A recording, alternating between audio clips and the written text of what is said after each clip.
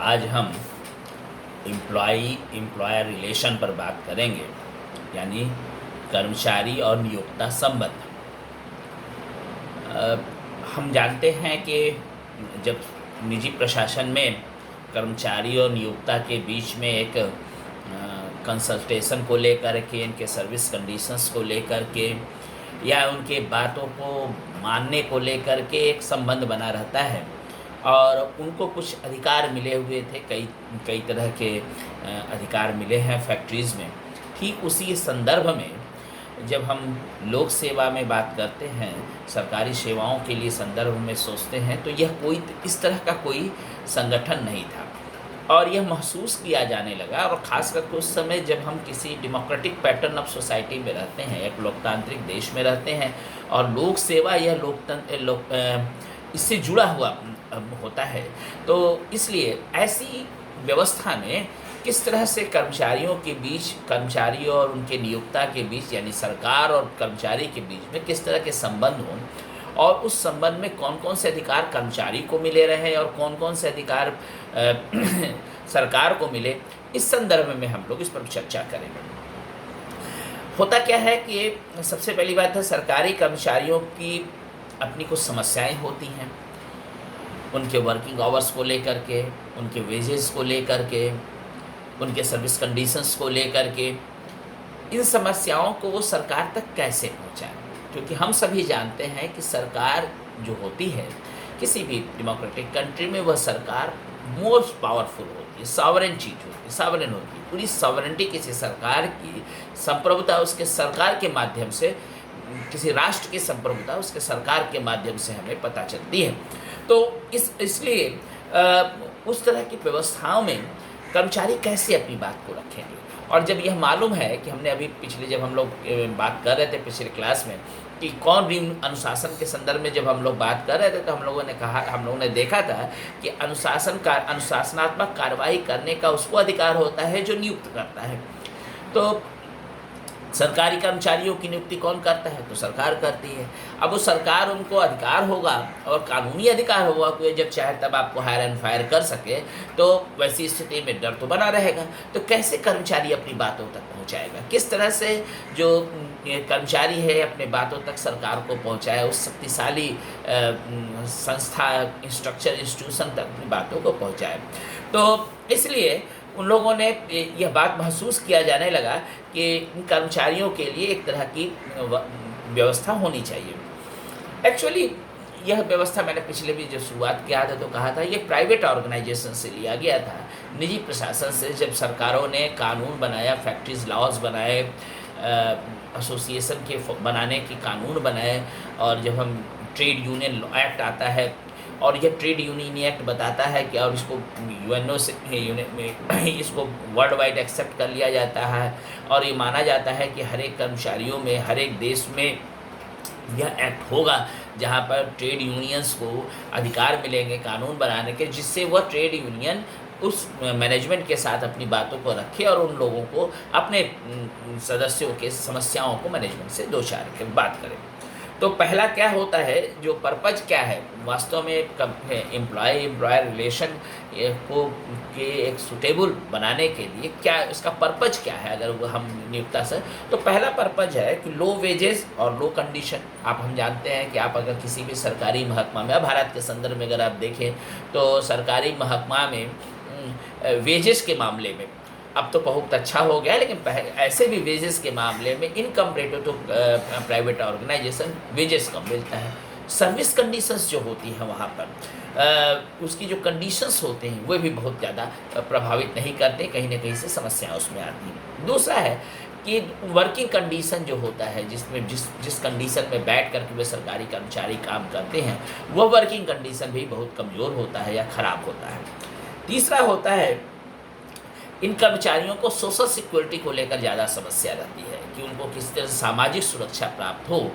इस सामाजिक सुरक्षा की भावना को लेकर के इनके पीछे में एक डर बना रहता है कि किस तरह से हमको सामाजिक सुरक्षा मिले। चौथा है अपने बातों को, फ्रीडम ऑफ एक्सप्रेशन, अपने, चूँकि हम लोकतंत्र में रहते हैं और भारत जैसे देश में, जहाँ भारत या जहाँ भी लोकतांत्रिक व्यवस्था है वहाँ फ्रीडम ऑफ एक्सप्रेशन एक फंडामेंटल राइट है। और तो इसलिए फ्रीडम ऑफ एक्सप्रेशन, अपनी बातों को रखने का उनको अधिकार मिलना चाहिए था।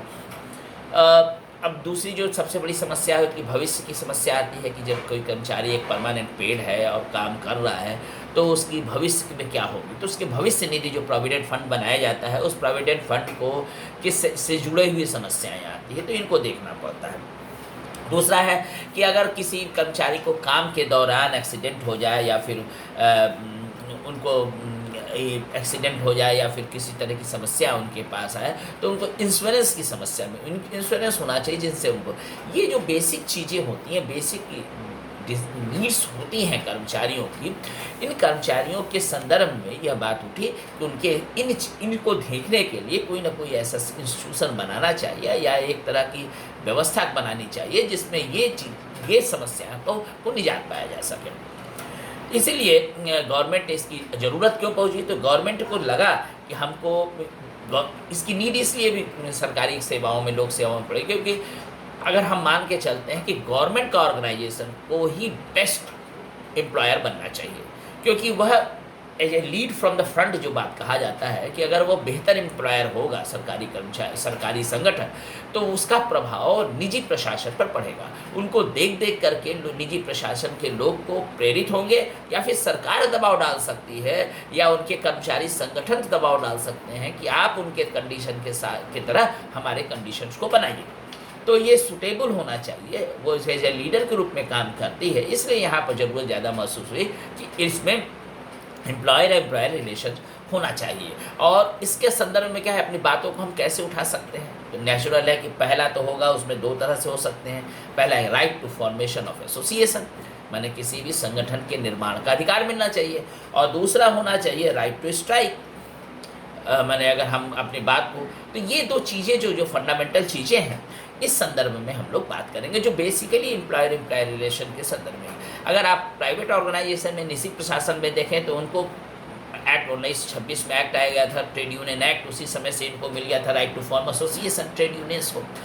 तो सरकारी कर्मचारियों को ये नहीं मिला था। तो इस संदर्भ में एक वो राइट टू एसोसिएशन होना चाहिए। अलग अलग देशों में अलग अलग स्थितियाँ हैं राइट टू एसोसिएशन की, और स्ट्राइक के बारे में भी अलग अलग देशों में अलग अलग तरीके अपनाए जाते हैं। कहीं अधिकार मिले हुए हैं सरकारी कर्मचारियों को, कहीं अधिकार नहीं मिले हुए हैं, डिसमिसल का भी खतरा बना हुआ है। तो इस संदर्भ में हम इन चीज़ों को समझने का प्रयास करेंगे। पहला हम समझते हैं कि what is the right of association, माने संगठन बनाने का अधिकार क्या होता है। ये होता है कि अगर हम देखें अमेरिका में देखें, इंग्लैंड में देखें, तो civil servants are absolutely free England में, कि वो सिविल सर्वेंट्स हैं, वो अपने एसोसिएशन को बना सकते हैं, वो मेंबर बन सकते हैं, और उसके द्वारा उनको वैसे संगठन को राज्य सरकार या सरकार जो होती है, यूके की सरकार है, उसे रिकॉग्नाइज करेगी। माने सिविल सर्वेंट्स को ये अधिकार मिला हुआ है यूके में। वहीं यूनाइटेड वहाँ पर भी अगर यूएस में देखें, तो वहाँ पर भी उनको अधिकार मिले हैं, फेडरल एसोसिएशन को बनाने का अधिकार मिला हुआ है। लेकिन इस बॉडी को इनको वो अधिकार नहीं मिला है कि कभी अपने कर्मचारियों पर स्ट्राइक करने का अधिकार दे सकें। तो वहाँ पर अमेरिका, इंग्लैंड में अपने सरकारी कर्मचारियों को एसोसिएशन बनाने का अधिकार मिला हुआ है, लेकिन यूएस में अधिकार तो मिला है फेडरल, लेकिन उनको स्ट्राइक कॉल करने का अधिकार नहीं मिला है। भारत में अगर हम देखें तो राइट टू एसोसिएशन हमारा फंडामेंटल राइट है। फंडामेंटल राइट में क्लियर किया हुआ है कि आप कोई भी एसोसिएशन का निर्माण कर सकते हैं। तो ऐसी परिस्थिति में भारत में एसोसिएशन बनाने का अधिकार मिला हुआ है, लेकिन यह सब्जेक्ट टू विड्रॉ, माने रिकॉग्निशन ऑफ द गवर्नमेंट। यह अगर सरकार चाहेगी, जो गवर्नमेंट है अगर वो चाहती है, तो उसके संदर्भ में यह अधिकार उसको मिला हुआ है। अगर सरकार उस एसोसिएशन को अप्रूव करती है तब मिला हुआ है कि वह बात अपने रख सकती है। मैंने अप्रूवल फ्रॉम द गवर्नमेंट होना चाहिए उस एसोसिएशन को। दूसरा उसके एक जुड़ा हुआ है कि मान लीजिए अगर अप्रूवल नहीं किया है, किसी वजह से किसी सरकार ने किसी एसोसिएशन को अप्रूवल नहीं किया है, तो उसका डिसअप्रूवल होना चाहिए। यानी उसको सरकार कहे कि हम डिसरिकॉग्नाइज करते हैं, अनरिकॉग्नाइज करते हैं। अगर ये भी है तो भी एसोसिएशन, यानी कोई भी संगठन, कोई भी सरकारी कर्मचारी किसी भी वर्ग का होगा, वह संगठन बनाने के लिए होगा। भारत में जो कहा गया है कि कौन सिविल सर्वेंट किस तरह के संगठन बनाए पाएंगे, उन्होंने पूरा डिटेल में भारत में एसोसिएशन बनाने की प्रक्रिया को बताया है कि ये भारत जो राइट टू एसोसिएशन बनाने के, तो उसमें क्या है कि यह जो एसोसिएशन बनेगा वह उसी संवर्ग के लोगों से बनेगा। उस यानी जिस जिस संगठन का सिविल सर्विसेज का है या लोक सेवा में जो संगठन है, जो वर्ग है, उनके सदस्य ही मिलकर के संगठन बना सकते हैं।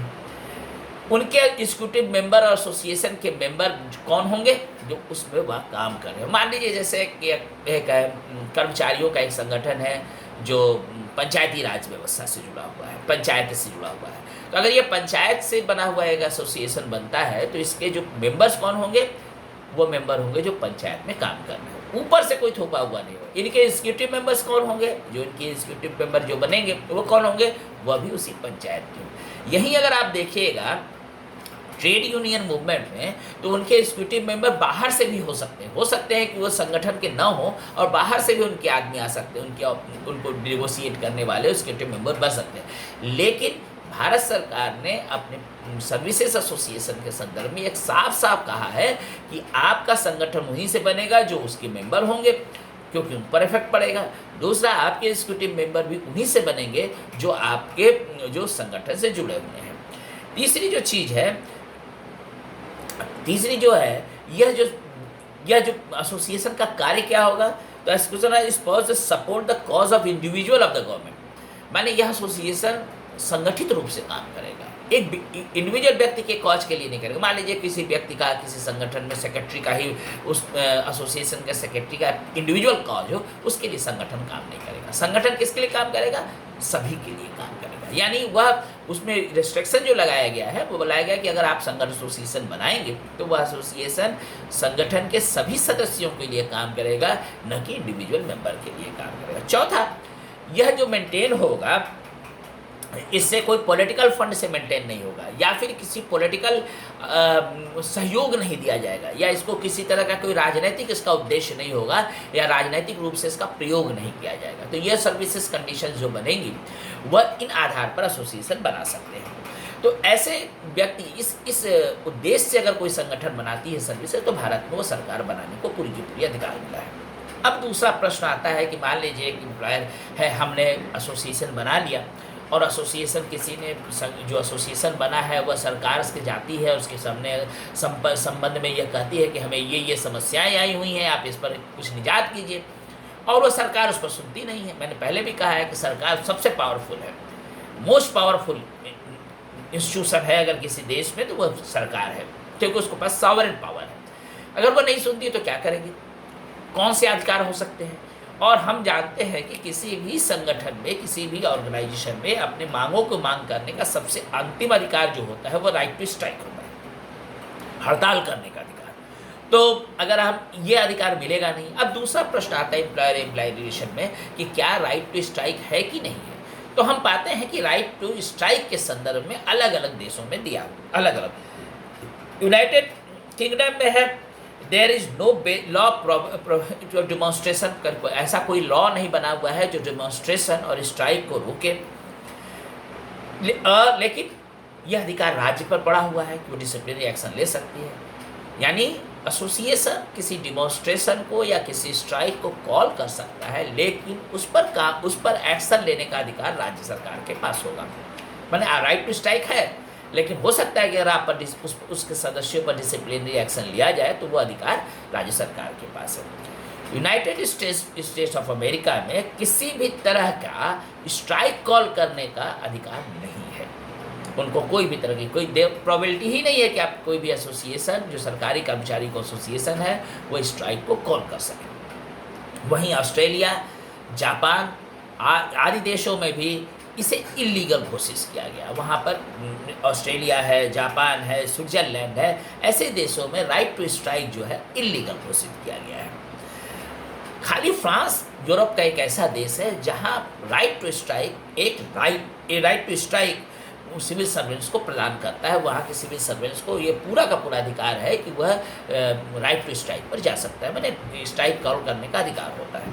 भारत में यूएस के तरह भारत में चूँकि हम लोगों ने वेस्टमिंस्टर में अडॉप्ट किया है, इसलिए हमारे यहाँ भी बहुत सी चीज़ें जो होती हैं इंग्लैंड में जो प्रचलित है उन्हीं के आधार पर होती है। तो हमारे देश में भी सिविल सर्वेंट्स को एसोसिएशन बनाने का अधिकार है, ठीक उसी तरह सिविल सर्वेंट को स्ट्राइक कॉल करने का, डिमॉन्स्ट्रेशन करने का आदि अधिकार मिला है। लेकिन यहाँ भी वही चीज़ है, उस यहाँ भी दिया है और सरकार को पावर है कि वह उस पर एक्शन ले सकती है। भारत में सिविल सर्विस कंडक्ट रूल 1955 ने बताया है, में कहा गया है, जो भारत ने रूल फ्रेम किया है, जिसमें कहा गया है कि आप कोई भी संगठन, सिविल सर्विसेज के संगठन स्ट्राइक या डिमॉन्स्ट्रेशन में जा सकते हैं,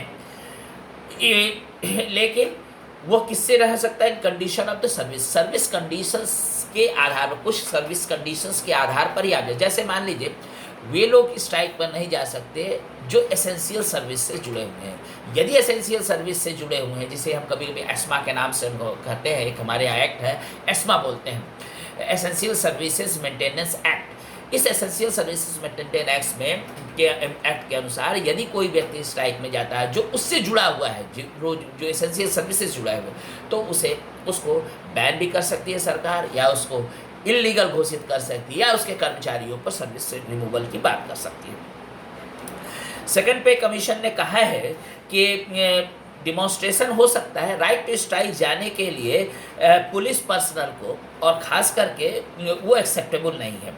जो पुलिस पर्सनल है वो राइट टू स्ट्राइक को में नहीं जा सकते, इसलिए आप देखते होंगे कि पुलिस पर्सनल अपने मांगों को लेकर के स्ट्राइक पर नहीं जा सकते। ये अलग बात है कि कुछ समय में 1977-78 में भी एक बार पूर्व भारत में पुलिस सर्विसेज के लोगों ने स्ट्राइक पर चले गए थे, जिसके बाद में समझौता हुआ और उसके बाद यह बनाया गया कि आप अपनी बातों के लिए लेकर के, क्योंकि यह एक बेसिक फंडामेंटल है, तो सेकंड पे कमीशन ने साफ साफ कहा है कि पुलिस सर्विसेज से जुड़े हुए लोग जो स्ट्राइक पर नहीं जा सकते हैं, उनको परमिशन नहीं है। और ख़ास करके बड़े ऑफिसर्स जो होते हैं, IAS लेवल के ऑफिसर होते हैं, जिनको ग्रेड A के ऑफिसर, उनके भी रिस्ट्रिक्टेड स्ट्राइक पर जाने का अधिकार है। तो इस उपरोक्त विवेचन से हम देख सकते हैं कि एम्प्लॉयर एम्प्लॉयर रिलेशन में एक जो पार्ट है, उसके दो पार्ट है। एक पार्ट है कि हम अपने अधिकारों को किस तरह से पहुँचाएँ, दूसरा पार्ट है कि हम अधिकारों को तो पहुँचा दिए, अपने मांगों को तो पहुँचा दिए, उन मांगों के अनुरूप हम किस तरह से सेटलमेंट कर सकते हैं, किस तरह से हम चीज़ों को बांट सकते हैं, इसके संदर्भ में हम लोग नेक्स्ट चर्चा करेंगे, जिसको हम कहते हैं मैसनरी ऑफ निगोसिएशन, कि हम किस तरह से उन समस्याओं को निजात पाने के लिए सरकारी कर्मचारी किस तरह से निगोशिएट करते हैं, जिस तरह से निजी प्रशासन में किया जाता है। यह हम नेक्स्ट चैप्टर में चर्चा करेंगे। तो बस आज यहीं तक। मैं डॉक्टर राजेंद्र भारती, भूतपूर्व विभागाध्यक्ष, राजनीति विज्ञान विभाग, कोल्हान विश्वविद्यालय चाईबासा। प्रेजेंट में मैं ABM महाविद्यालय गोलमुरी जमशेदपुर में वरीय शिक्षक हूँ। अगर आपको किसी भी तरह की कोई समस्या या किसी क्वेरी की ज़रूरत होगी तो आप हमारे फ़ोन नंबर या हमसे कंसल्ट कर सकते हैं। धन्यवाद।